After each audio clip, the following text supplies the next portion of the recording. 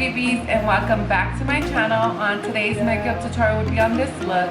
I was inspired by the movie Up. I watched it yesterday and the color on the birds are so pretty. This is the bird that I'm talking about. So I decided to do a makeup tutorial on it. However, I did use multiple palettes. I used this one. And this one. In my video, I will be tagging and posting what palette I used and what color I used. But yeah, and I also did this video a little different. I'm just filming the eyes. When I did my eyeshadow, I already had my face and everything done.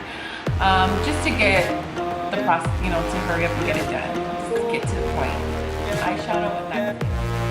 If you're not subscribed to my channel, please do so and give my videos a thumbs up. And comment down below and let me know what you guys think. You guys can also follow me on my Instagram at BeautyBeeErikaR. Want to know how I achieved this look? Then please keep watching.